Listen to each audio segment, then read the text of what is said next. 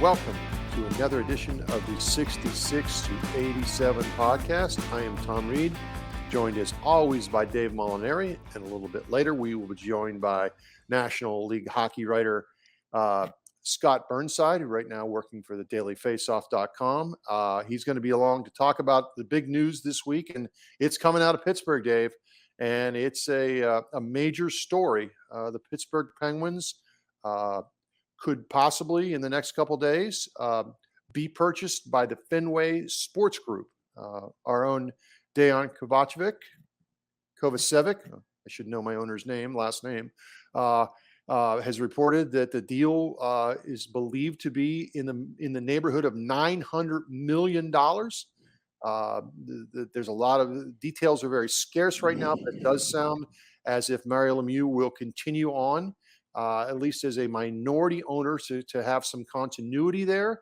It appears right now that the major management and coaching staff, there's not going to be any shakeups.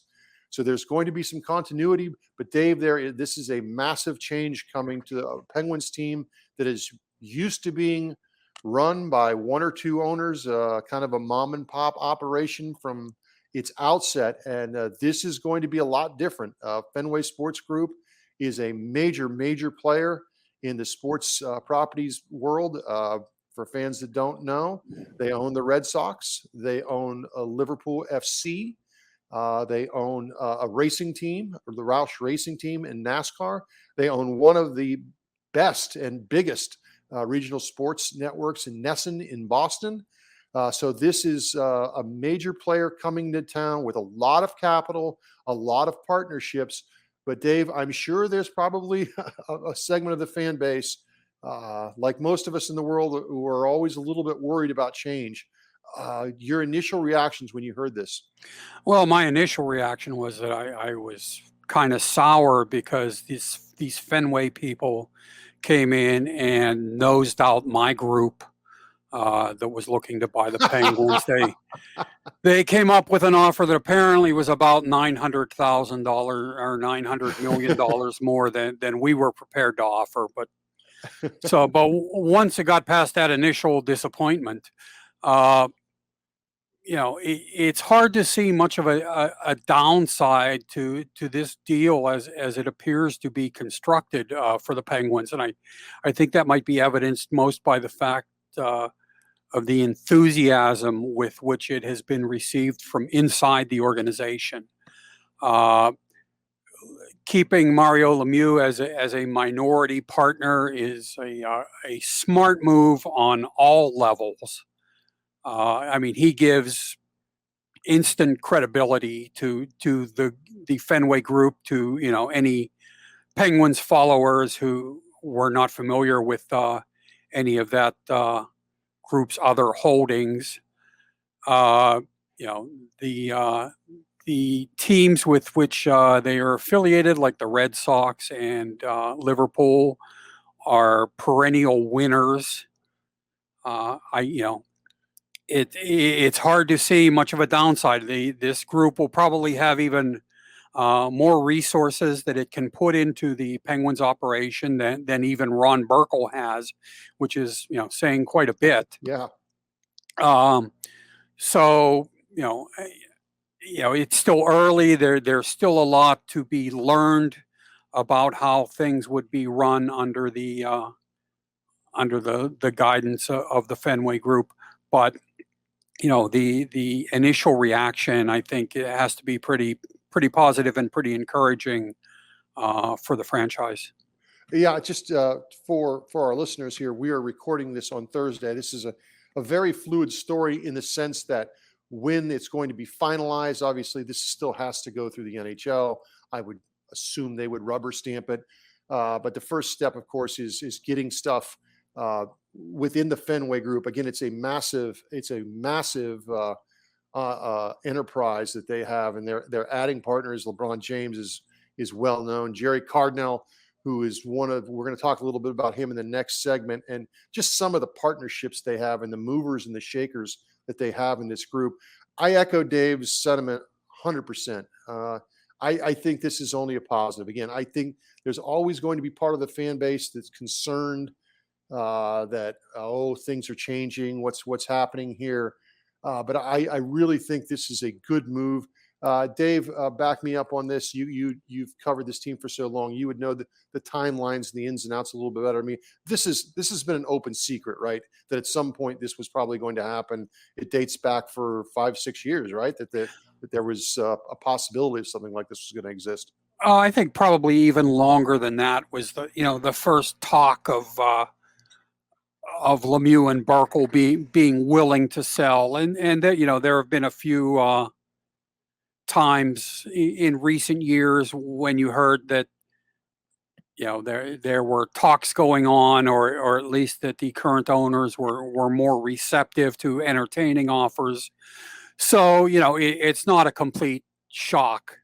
I don't think many of us had heard before this week that there was talk of anything possibly happening on such a short timeline. But the fact that especially Burkle would at least be receptive to the idea of either getting out or moving into a reduced role, that's not a shock. And I think it's pretty clear and safe to assume that Mario Lemieux, a condition of any sale would have been for him to remain involved in ownership, even if it's in a scaled down capacity. That's good for the franchise. It's good for the city, and I think it's good for Lemieux. His involvement can only be a positive for all concerned. For listeners that don't know a lot about Fenway Sports Group, we're going to get a little bit more into that in the second segment.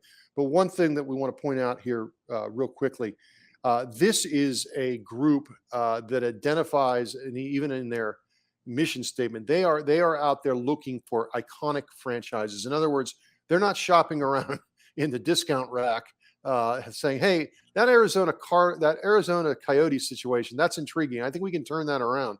No, you think about who they have in their portfolio. The Boston Red Sox, one of the flagships teams in Major League Baseball. Liverpool FC, long time one of the best teams in England, and they have returned them to among the European elite in the time that they've been there. So this is kind of, in some ways, a bit of an honor in the sense that this group is coming to the Pittsburgh Penguins, recognizing what this franchise has done over the last 15, really back to since Lemieux got here, right? It's been a great run. And David, the other point I wanted to make, this is a time where I think in all of sports, ownership groups, especially in a gate-driven league like the NHL, are struggling. I mean, this is they don't have the huge contracts like the NBA and the NFL and Major League Baseball have. The timing of this is, I think, really good for Pittsburgh hockey in general. I agree, and I mean, if there was anything about this entire situation that I found surprising, it's that the trajectory of the Penguins franchise, is headed down at this point, just because it was high for so long, Right. and success in pro sports, especially those with salary caps, tends to be pretty cyclical. That's the point of a draft, is that bad teams get the best players so that they can improve. Everything is designed to make it so that a handful of teams don't stay on top forever, and I think it does say a lot about the way this franchise is viewed outside of Pittsburgh, that a group with the mission statement that Fenway has would deem it worthy of pursuing at this point in time. Yep, 100%. All right, we're going to continue this after the break. Stick with us. We're going to get a little bit more into who FSG is and kind of how they go about their business. And then please stick around for a third segment with the great Scott Burnside. He'll lend his perspective into this. Then we'll talk about some things actually on the ice. Stick with us here on the 66 to 87 podcast.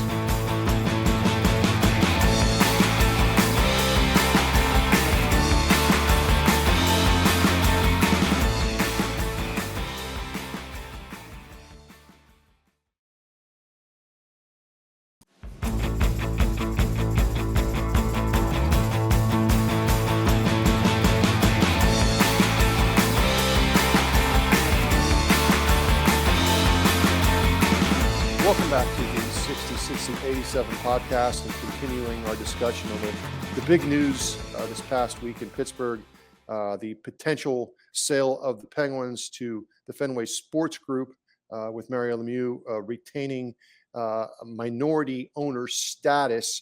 Again, we were recording on Thursday. By the time you listen to this, there may be many more details that have come out, but we're just operating on what we know right now. Dave, I talked to some people this week around the sports world who really follow the comings, the doings of the Fenway Sports Group. This is, of course, run by John W. Henry. He's at the top of the masthead, as they say. But there's a lot. There are many more partners in this group. As we mentioned, their two main, most visible properties are the Red Sox and the Liverpool FC in the English Premier League. And I was interested to find out if there were some characteristics or some commonality in how they approach the business. And we spoke to people on both sides of the Atlantic who cover the team. We talked to some people in the business end, and there were a few things that were repeatedly mentioned. And I think it's really interesting right off the bat that we keep saying that Mario Lemieux will stay in place with this team as part owner, because one of the things that I think has made this group successful is they have been very good at identifying people that need to be in leadership positions and putting them there. If you think of when the Red Sox, when John Henry and his group bought the Red Sox, they went out and surprised some people and went out and got Theo Epstein, who nobody knew who Theo Epstein was at the time, 28-year-old boy wonder. And boy, did that turn the franchise around. They bring in a veteran manager in Terry Francona. The same thing happens over in Liverpool, where Mike Gordon goes out and finds Michael Edwards to kind of run the show there behind the scenes. They go out and hire one manager, Brendan Rodgers, who gets them close, but then goes out and get one of the best managers in the world, Jurgen Klopp. And again, they get the right people in place. So it does not surprise me at all that this group has said, I don't think we can improve right now. We need Mario in there because he, as you mentioned in the first segment, gives us that instant credibility, and it gives you a hockey mind as they come in and are still not quite sure what they have here in hockey. This is a new venture for them, but this looks to be a consistent pattern with this group. Well, yeah, and I mean, before we get into that, I would encourage anyone who is listening and has not read Tom's story on this to immediately hit the pause button and go to the website and read that story. But come back, folks. Come back. Well, yeah, you are allowed to come back then, but it will give you so much insight onto how the Fenway Group has operated and what can reasonably be expected to be done with the Penguins. That, I mean, it is worth many times over the time that you will invest in reading the story. It was just an outstanding piece of work by Tom. And yeah, I mean, having Lemieux stay, which I'm sure he wanted to do regardless. Sure. But that's just, such a smart move by Fenway to want to keep him around, because, there never has been and never will be a bigger hockey name in Pittsburgh than Mario Lemieux. On top of everything else, he's obviously very familiar with how the organization has been run for the past 20 plus years, since he's been one of the owners, and, observing it on pretty much of a daily basis, even if he hasn't been a particularly hands-on owner. Yeah, if that goes down in history as the first official move in Pittsburgh by the Fenway Sports Group, it's going to be hard for them to top that with their second move. Yeah, I would agree. A couple of other things with this group is, and we alluded to this briefly in our first segment, they are very keen in building partnerships throughout sports. Jerry Cardinal is not a name that you'll probably ever need to know, and his Red Tail Capital partners is not probably anything fans will need to know. They're more worried about getting the power play going again. But this is a guy who has connections all over the sports business world. And Fenway's been very good at adding these type of people. And where this becomes, I think, important, as Dave mentioned, and we always allude to, that a downtime is coming. It's just a natural process in sports. And when the product's not great on the ice, that usually means there won't be quite as many fans. And in a market like Pittsburgh, we have a history here. We knowing it. Sometimes we get a little bit worried here about the franchise stability. Dave, we've lived it with possible bankruptcies, possible moving. I think this group, of course, there are mechanisms in place that's going to keep the team here for the foreseeable future. But you want a very strong ownership group that has money, that can bring partnerships in, that can help this team through the rough times. And I think it's a very important part, a component of this.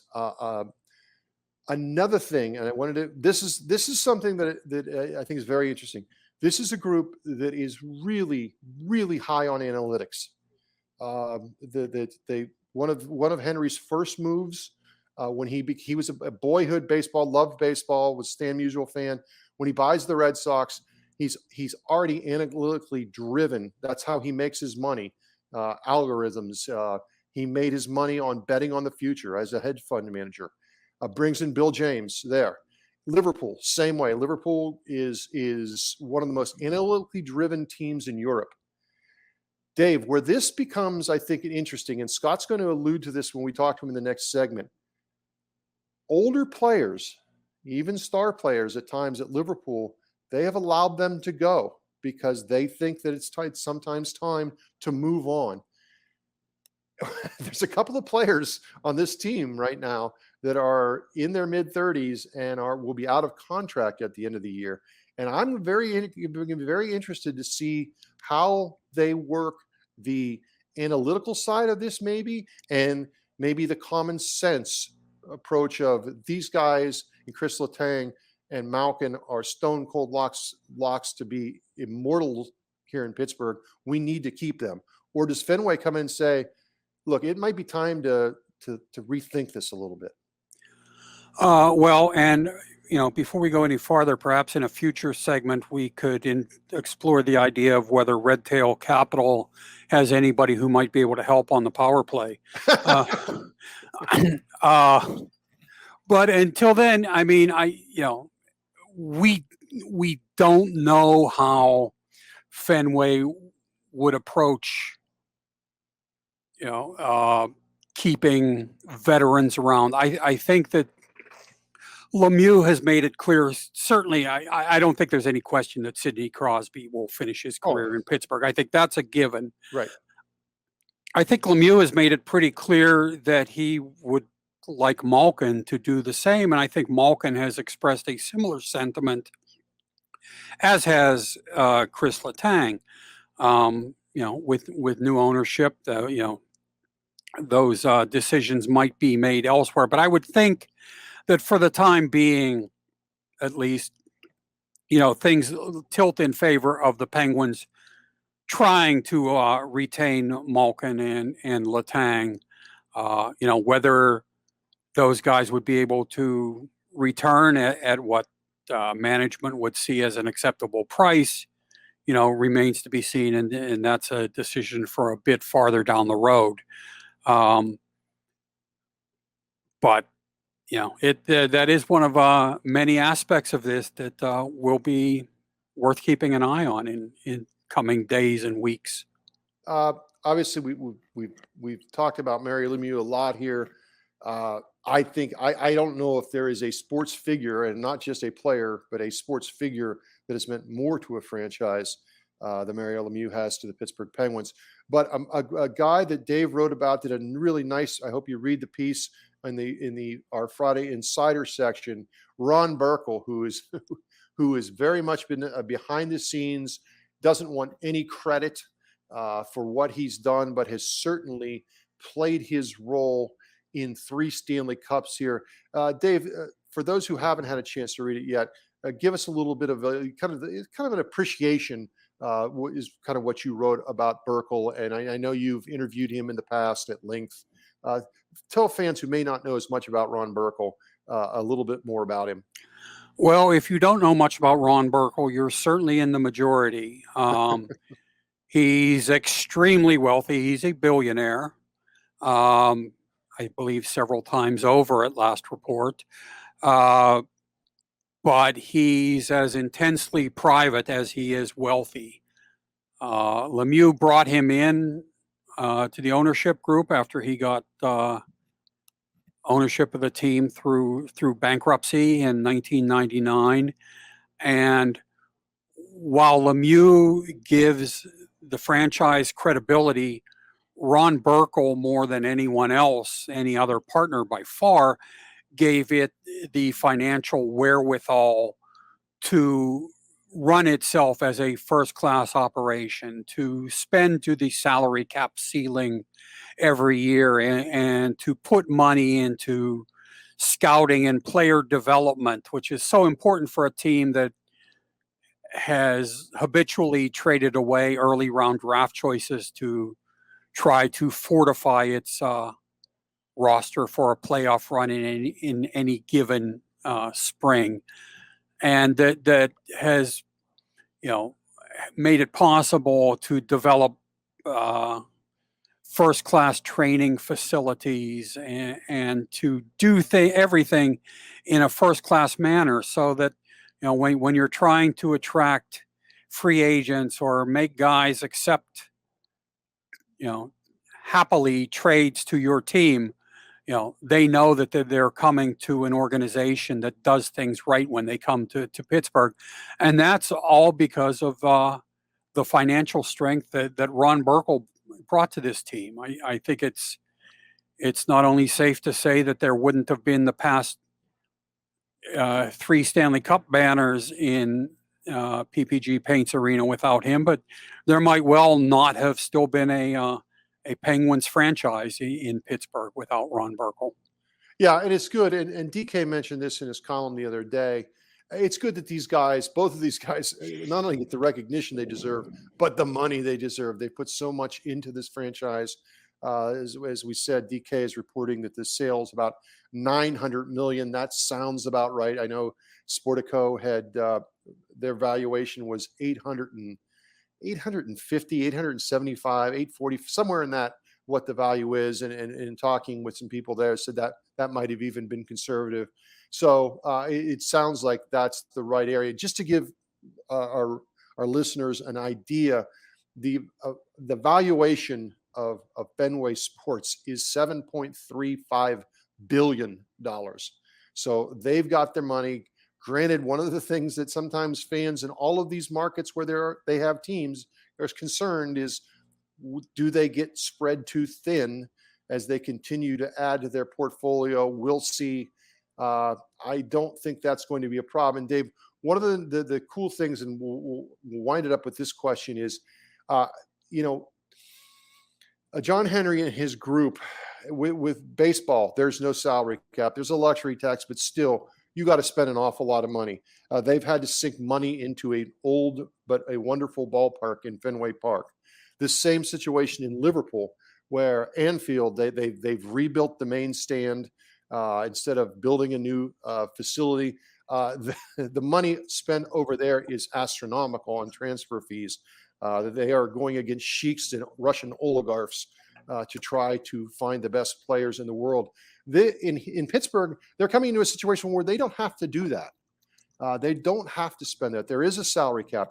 They have a beautiful arena, a beautiful practice facility. So it'll be interesting to see what kind of improvements they make and how they try to fortify this franchise with the money that they've spent.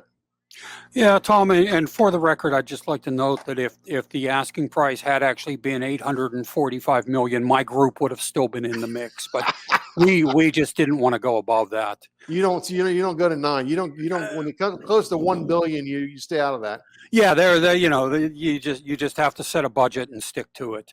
No, I mean, you're right. There, the place where I think, if there's anything that they would invest even more heavily than the current ownership in, I would expect it to be scouting and player development. Yes, Just because, the Penguins, I think, have done a really good job in both areas under the current ownership.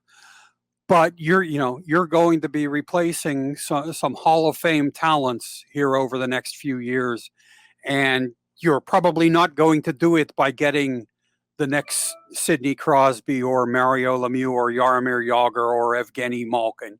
You're going to have to do it, through more conventional means. Believe it or not, Pittsburgh, you don't get a once in a lifetime player every 10 years.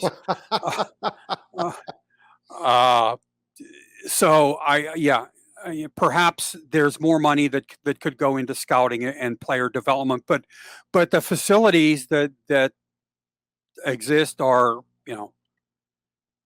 certainly well above average, by NHL standards. There's no need to invest heavily in those, I don't think, anytime soon. It'd be interesting if they would decide they wanted to rebuild the Civic Arena so they could have a classic venue like Anfield or Fenway Park, but I'm really not going to count on that. I hope all the smoke would come back in. When I first started going over there in the 80s as a hockey fan, I could just remember that it was like an old boxing venue in the 1940s at Madison Square Garden. You look up at the scoreboard and all you could see was smoke. It was glorious, actually. All right. When we come back, we will be joined by Scott Burnside. We'll talk a little bit more about the pending sale of the Penguins, and also get some other thoughts on stuff that's actually going on in the ice in Pittsburgh and around the league. Stick with us here on the 60-60-87 podcast.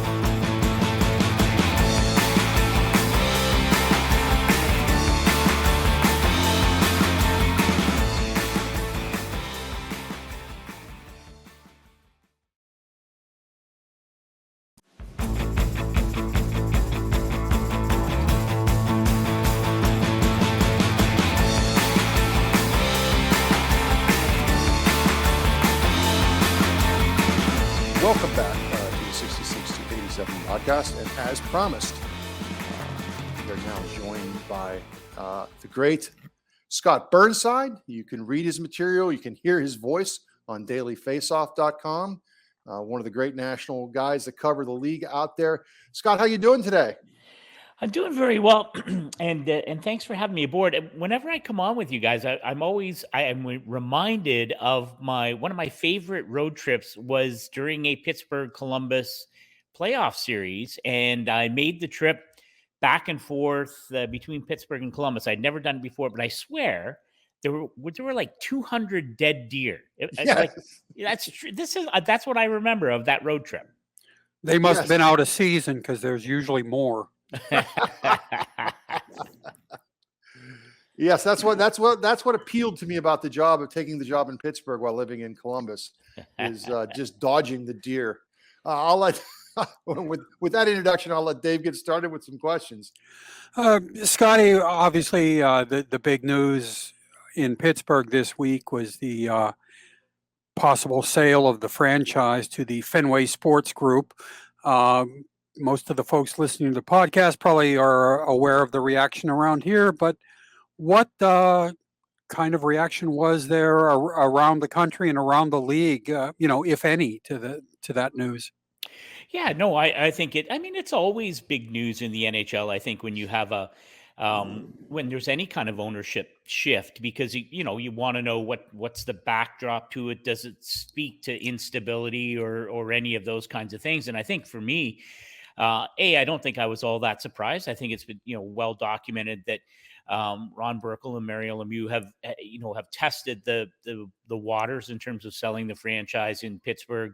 I think going back to say 2015, somewhere in that neighborhood. So I don't know that it was all that surprising. And this is certainly the opposite end of the spectrum in terms of is this a troubled sale or a franchise, that has internal issues? Uh, every team and every pro team, every person, has suffered through the COVID-19 pandemic. The Penguins are no different in that respect. But this strikes me as just, is this the right time? And in terms of the Fenway Sports Group, obviously big time, huge dollars, lots of different interests in terms of their portfolio, racing, and of course the Red Sox. And it doesn't surprise me that they would be interested in one of the top tier NHL franchises. They don't come on the market very often, and so that's there's, to me, there is no. This is the kind of discussion that is absent of red flags, really. And I think it'll be interesting to see. It sounds like it's pretty far down the road, and it'll be interesting to see if it does happen, what kind of changes it might mean for a franchise that has, in many ways been the standard bearer since the 04-05 lockout in terms of, how to rebuild your brand and how to create a successful pro sports franchise.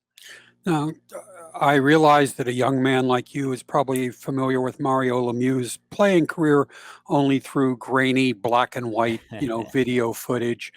But he did play a bit before he moved into ownership, and now apparently will at least be retaining a minority interest in the Penguins. What, from an outside perspective, what do you make of just his career on ice and front office in Pittsburgh, and what do you think he's meant to this region? Yeah, no, I I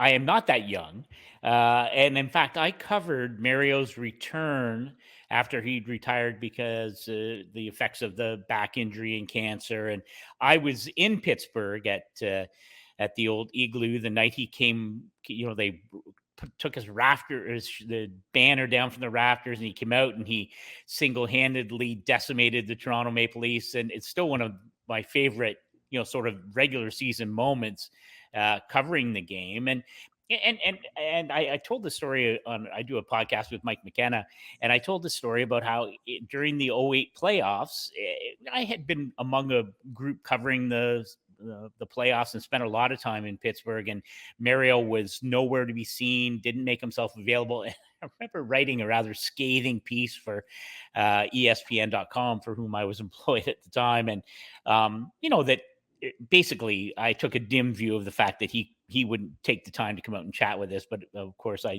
the following spring, he came out and was very gracious with his time. And he has always been, whenever we cross paths, he's always very cordial with me. And I appreciate that, in spite of the fact that, I took a couple of shots at him. But I don't know that there's a way to quantify how important he has been to the franchise on and off the ice. It's trite to say that he saved it more than once, but it's the reality. And I think if you look around the world of pro sports, I'm not sure there's a single owner who's had the kind of impact on his or her franchise that Mario Lemieux has had on that franchise in the city of Pittsburgh. And that's I'm sure fans are wondering, what will happen if the Fenway Group takes over.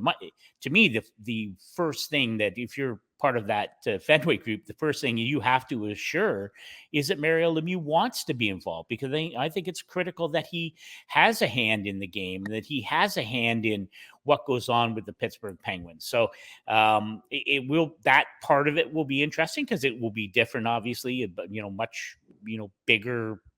I don't know whether tableau is the right word, but Fenway Group's going to be different than working with Ron Burkle has been the case for the last however many years it's been since the two of them have purchased the team. But to me, it's critical that he remains involved and has a strong voice. And my expectation is that will be the case. Oh, well, with the way things have gone on the ice here in the past few weeks, the Penguins probably wish that Lemieux would be plotting another comeback. But Sidney Crosby finally played consecutive games for the first time this season earlier this week. Evgeny Malkin looks like he's getting relatively close to returning. Do you think this Penguins team is capable of climbing back into playoff contention? Yeah. I do, but I'm not I'm not fully on board. I think the Metro is, it's such a competitive division. As we know now, the Penguins are at the very bottom of it. So to get back into, let's assume, I think it's likely, but not a guarantee, that there'll be 5 playoff teams from the Metro. But that's still a lot of ground to make up for the Penguins.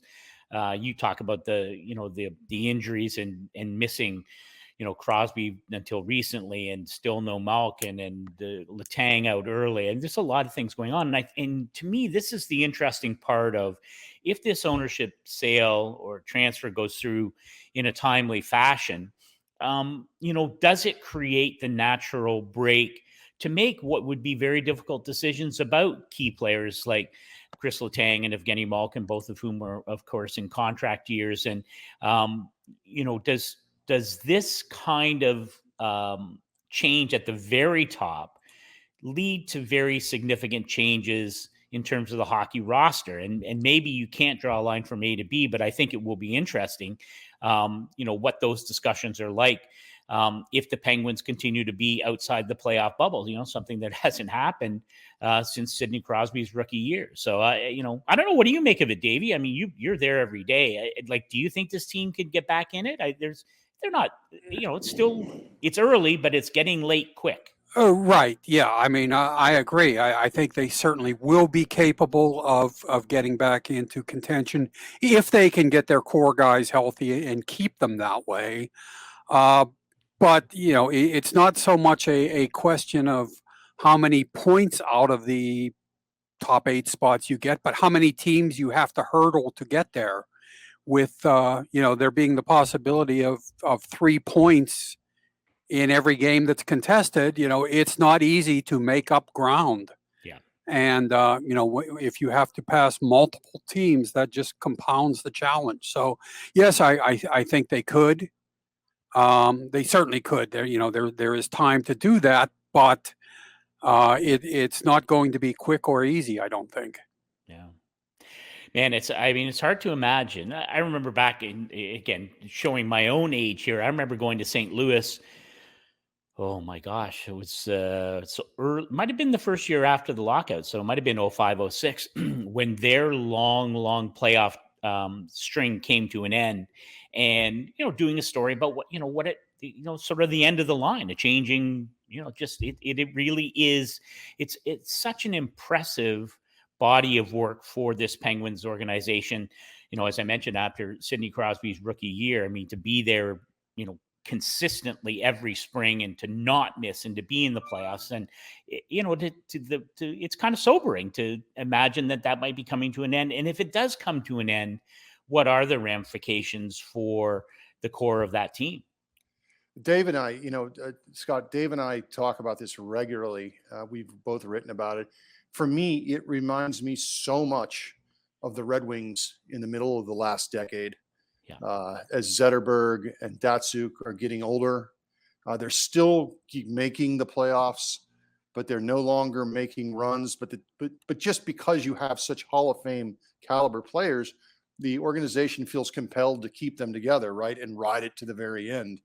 And it's been a long climb back for Detroit, although they're starting to look like they're putting the pieces together. But that to me is the parallel that I see with these Penguins.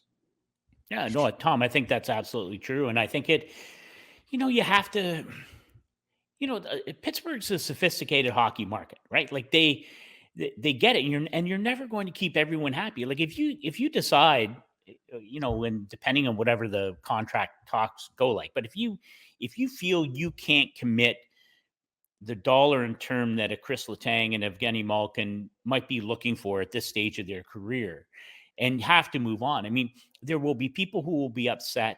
There will be people who feel you've made a horrific decision. And if you do that, you are likely signaling a change in terms of, well, we're not that team anymore. And so maybe we're going to miss the playoffs, like the Red Wings, as you point out. I mean, we saw the LA Kings. We certainly seen the Chicago Blackhawks, follow a similar path. It's the cycle of life, right, in the NHL. And the Penguins have defied it for a long time. But maybe that's where we're at.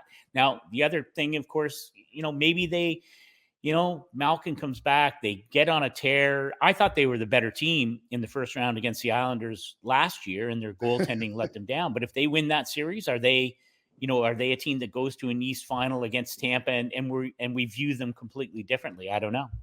Yeah. Let's take you around the league a little bit. We're closing in on American Thanksgiving. What team has most intrigued you through the first 6-7 weeks of the season? Ooh, that's good. There are lots of. I think it's been fun, and I watch. I watch a lot, and there's been so much. There's been lots of really good hockey, and so it's been fun for me to see a team like Buffalo get a little bit up off the mat. So really happy for Don Granato there. I know it came at the expense of the Penguins the other night, but for me, I think and I provide some content for the Carolina Hurricanes. So I spent some time in Raleigh. I'm curious about the Hurricanes right now, as we're chatting. They're the top team in the NHL in terms of points percentage or winning percentage. Are they that good? And the other team in the East that I'm wondering the same kind of thing about is the Florida Panthers. And of course, the tumultuous time there with Joel Quenneville being forced to resign, as he should have been, given his role in the Chicago Blackhawks sexual assault scandal. Andrew Brunette coming in and being put in a very difficult situation as the interim head coach, but that team is so talented. And Tom, as you know from your time in Columbus, but Billy Zito, I think, has done a great job as a GM there. Absolutely, that team is deep. They are built, and I think really their playoff series against Tampa, I think that has the potential to be a catalyst to a long playoff run in the spring. Like, I think they learned a big lesson in their 6-game set first round series loss to Tampa. But I like that team a lot. And in the West, I'm so happy for the Anaheim Ducks, and again, a team that has gone through a lot recently with Bob Murray stepping down and going into an alcohol treatment center, and an investigation into his behavior and handling of staff there for a long time in Anaheim. But I think Dallas Eakins has done a great job behind the bench there, and that team, Troy Terry's tearing it up, and they're a team that in the Pacific.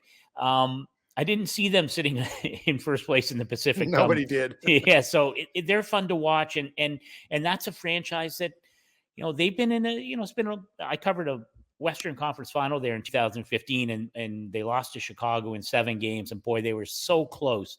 But it's been a tough run for them the last 5 or 6 years, and so good for them to be rewarding the fans who've hung around the Honda Center during some lean years. Yeah. All right, Scotty, we'll get you out of here on this. Gary Bettman is closing in on his 29th year as commissioner of the NHL. And I don't have to tell you about what some of the headlines have been in the past months here. If you had to give him a grade for his job performance in the last couple years, which one would you assign to him, his work right now? So I'm glad you saved the easiest one for the end. So that's good. That's a good. You know what? Here's the thing. I think it has been a very disappointing time for the NHL as a whole in terms of the leadership. And I go back to the very beginning of the investigation into the Chicago Blackhawks and how it was treated by the league when the investigation was announced and the lawsuits were made public. I thought the league mishandled it from the get-go. I thought they showed a stunning lack of empathy right at the outset. I think they have been very slow on really important, moments, whether it's Black Lives Matter. The whole concussion thing remains a mystery to me, why the league has chosen to drag their feet on certain elements of acknowledging the issue of concussions and the long-term health issues there. And certainly recently, they have been full value for all of the criticism they've received. I think it's been a PR nightmare, and in every instance, just about. You think of how could this be handled worse? And I'm not sure there are a lot of instances over the last few months where the league hasn't absolutely stepped in it. So I don't know what the appropriate grade would be, but I think there has to. And I thought, I'll hedge my bets here a little bit, and I thought Gary Bettman's comments at the Hall of Fame in Toronto earlier this week, where I felt he was acknowledging that the league had not done what they needed to do, had not sent the right message, and had not responded in the way that they should have. Now, that's not, Gary is never going to come out and say, yes, we really fouled that out. But I thought there was a step toward that. I think the hotline, the anonymous hotline, which was set up a few years ago and has taken some time, I think, to gain some traction. My understanding, that was pivotal to what happened in Anaheim. So, I think there are things, but it's been pretty ugly. And I will be curious to see, if they're, how the league responds moving forward, whether they can dig themselves out from underneath or whether this, at some point, do these moments hasten Gary Bettman's departure? Because right now that's a very difficult part of his legacy right now, because the league has not handled any of this in a way that, that we would, I think a lot of us would have hoped they might have responded. I hope that makes sense. No, it absolutely does. Always a pleasure to have you on for people out there. Obviously, I'm sure a lot of you, you're 117,000 followers, but if you're not, it's Scott Burnside on Twitter at Overtime Scott B. Part of the, he's got, if you check out his first Everyone Loves podcast, first thing up there right now, he's got his latest on the Daily Face-Off show with Frank Cervalli and Mike McKenna. Great listen as always. Scott, we really appreciate you coming and spending some time this week with us. Yeah, anytime, guys. All right, that is Scott Burnside, and for Dave Molinari, this is Tom Reed. We'll talk to you again next week on the 66 to 87 podcast.